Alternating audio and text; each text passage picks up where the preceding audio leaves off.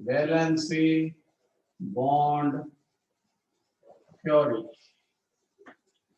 किसकी स्टडी करेंगे आज केमिकल बॉन्डिंग में? Valency bond theory. जितनी भी यहाँ पर हम थ्योरी की स्टडी करेंगे केमिकल बॉन्डिंग में, वो बॉन्ड फॉर्मेशन से रिलेटेड कि एटम किस तरह कंबाइन होकर के मॉलिक्यूल का फॉर्मेशन करेगा, उनके पैटर्न का होता है मीनिंग वैलेंसी बॉन्ड थ्योरी।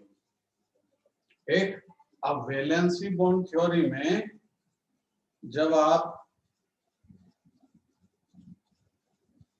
इसके रूल रेगुलेशन कि किस तरह एटम कंबाइन होकर मॉलिक्यूल का फॉर्मेशन करता है, तो पहला रूल क्या है? पहले तो हम ऐसा मानते थे या ऐसा बोला करते थे कि वैलेंसी सेल में प्रेजेंट इलेक्ट्रॉन बॉन्ड फॉर्मेशन में इन्वॉल्व होता है। ध्यान से सुनिए बात, क्या बोला करते थे हम? इलेक्ट्रॉन वैलेंसी सेल का जो है, electron of valency cell involve in bond formation. Bond formation में, मॉलिक्यूल फॉर्मेशन में जब एटम कंबाइंड होता है तो वैलेंसी इलेक्ट्रॉन रिक्वायरमेंट के अकॉर्डिंग पार्टनरशिप करते हैं, ऐसा कंसेप्ट था। लेकिन धीरे धीरे कंसेप्ट बदले, क्योंकि इलेक्ट्रॉन एटम में एक तो इलेक्ट्रॉन सर्कुलेट है, अपनी लोकेशन को पर सेकंड चेंज करता है, तो ऑर्बिटल का कंसेप्ट जनरेट हुआ था। तो वैलेंसी बॉन्ड थ्योरी में फिर नई चीज आई। क्या नई चीज आई? कि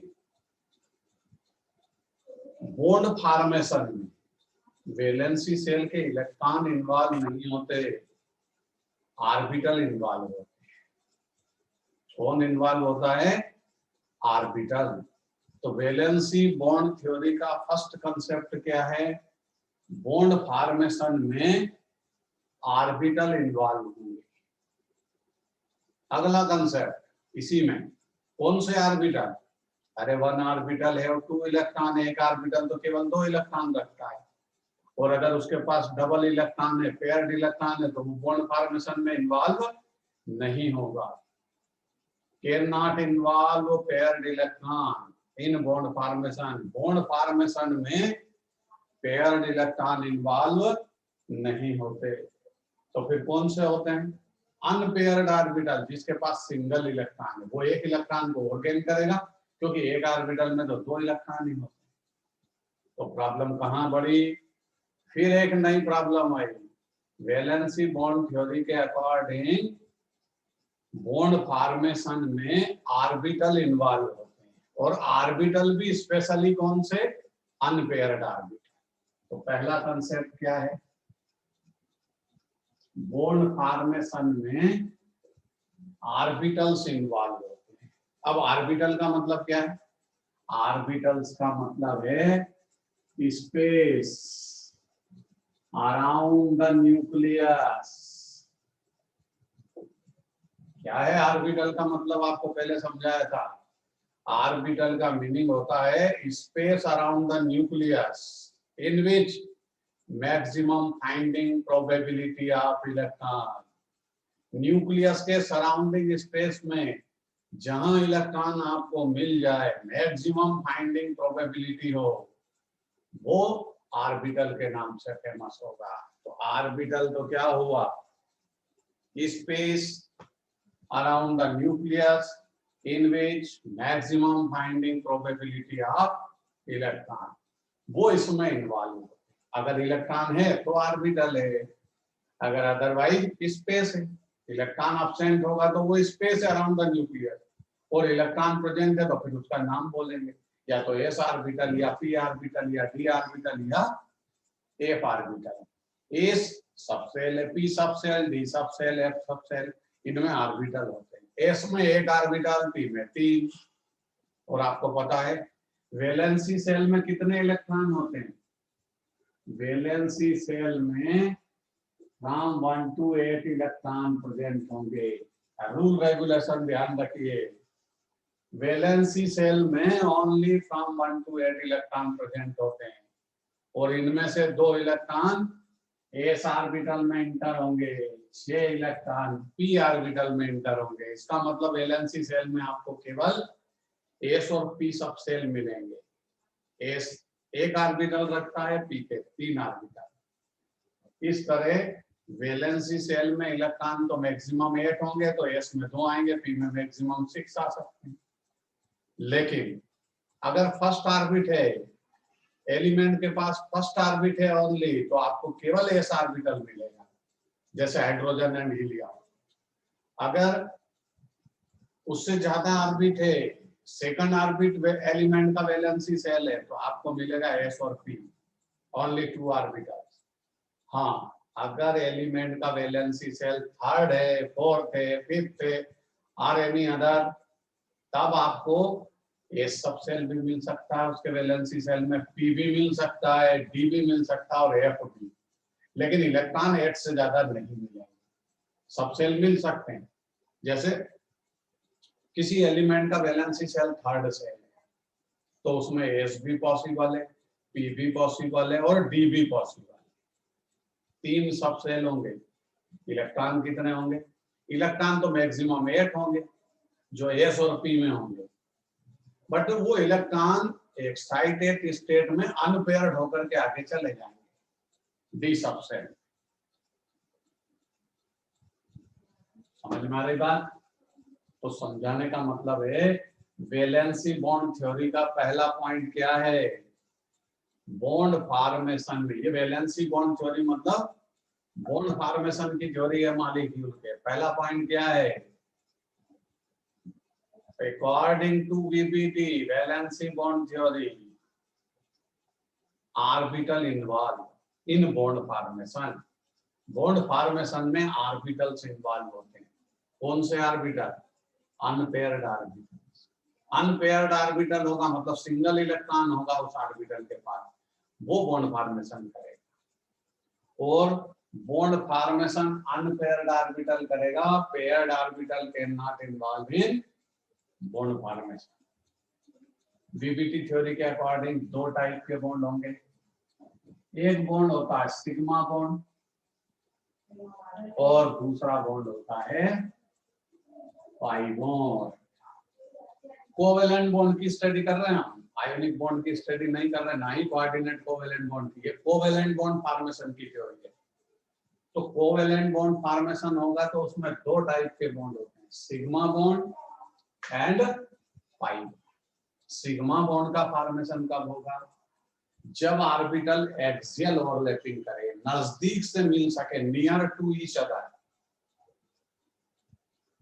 and to end overlapping, head to head overlapping.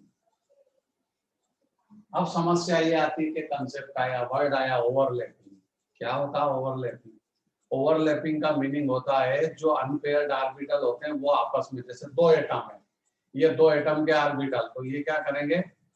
आपस में मिक्सिंग करेंगे, एक दूसरे को ओवरलैप करेंगे।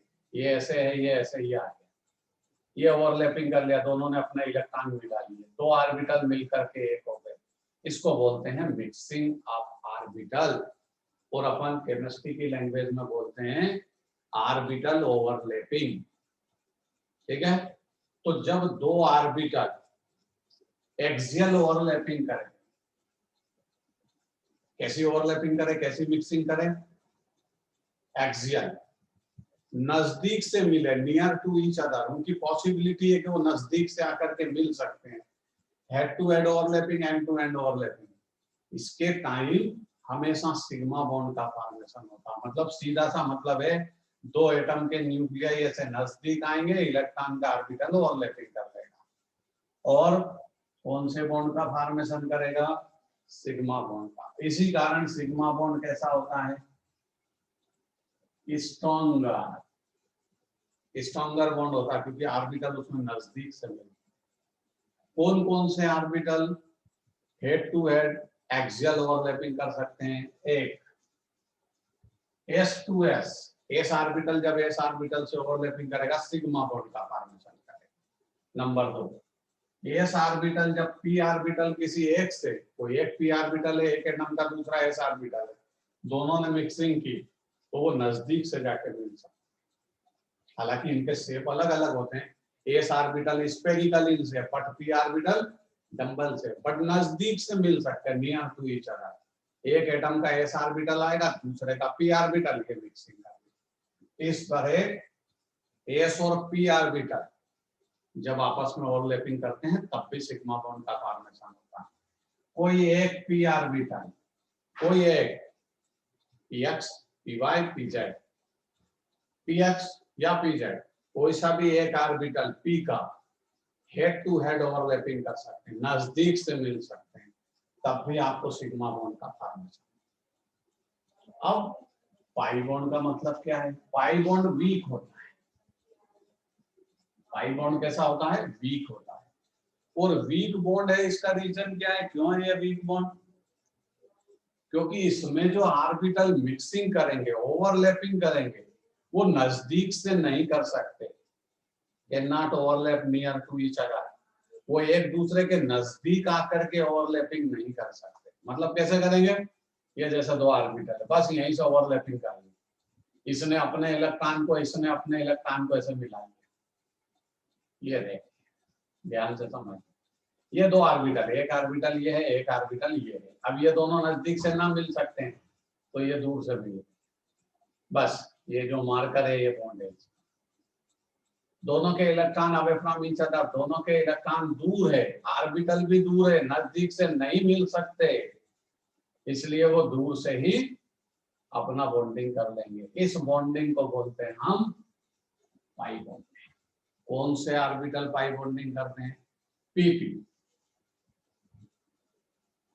पी पाई, पी पाई। अब कैसे होता है? Side wise. कौन सी बॉन्डिंग है ये? Side wise.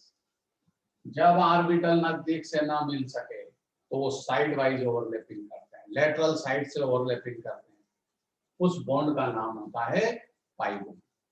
बट ऐसा मानते हैं कि पहले सिग्मा बॉन्ड का फॉर्मेशन होता है, उसके बाद अगर इलेक्ट्रॉन की मिक्सिंग, ऑर्बिटल मिक्सिंग की रिक्वायरमेंट है तो सिग्मा बॉन्ड के बाद फिर पाई बॉन्ड का फॉर्मेशन होता है।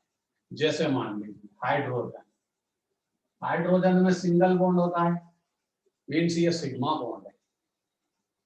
लेकिन आपने सुना होगा ऑक्सीजन में तो डबल बॉन्ड होता है, नाइट्रोजन में ट्रिपल बॉन्ड होता है।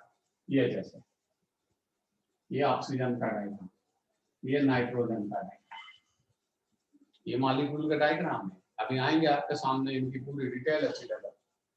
हाइड्रोजन, हाइड्रोजन के बीच सिंगल लाइन मतलब सिग्मा बॉन्ड है, तो इसका नाम सिग्मा बॉन्ड भी रहेगा। ऑक्सीजन के बीच डबल बॉन्ड है, इट मीन्स इसमें एक सिग्मा बॉन्ड है और एक पाई बॉन्ड। ये सिग्मा, ये बॉन्ड। अगर दो लाइन है किसी मॉलिक्यूल के बीच में, उसके एटम के बीच में, करस्पॉन्डिंग एटम के बीच में दो लाइन है, तो आपको एक को कंसीडर करना है सिग्मा, दूसरे को करना है पाई। कौन सा सिग्मा कौन सा पाई ये हम जस्टिफाई नहीं कर सकते, बस इमेजिन करना है कि एक सिग्मा एक पाई, कौन सा है ये नहीं पता। दूसरी चीज, नाइट्रोजन में कितने बॉन्ड है मॉलिक्यूल के बीच में? थ्री बॉन्ड ऑर्डर है इसका। इसमें एक सिग्मा है और दो बॉन्ड पाई। कौन से पाई है? ऊपर वाला जाए। क्लियर?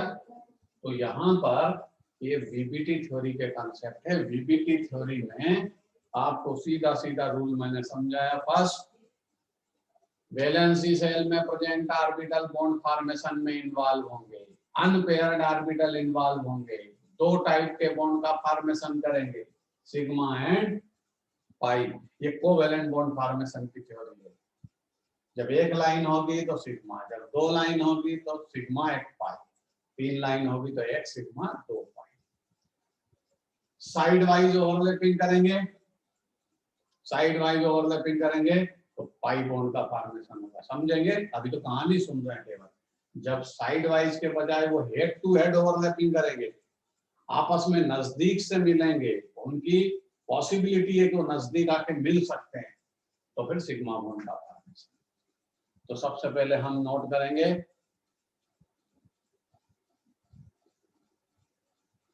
ऑर्बिटल से कंसेप्ट।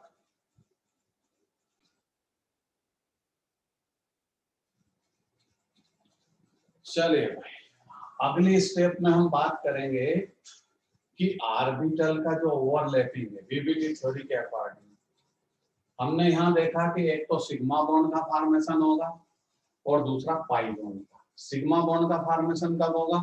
जब orbital head to head overlapping करे, नजदीक से मिले, near to each other overlapping करे, उसमें पॉसिबिलिटी है कि वो नजदीक से आके मिल सकता है। अब नजदीक से कौन कौन मिल सकते हैं देखते हैं। जैसे ये एस ऑर्बिटल, ये तो स्फेरिकल है, दूसरे एटम का एस ऑर्बिटल,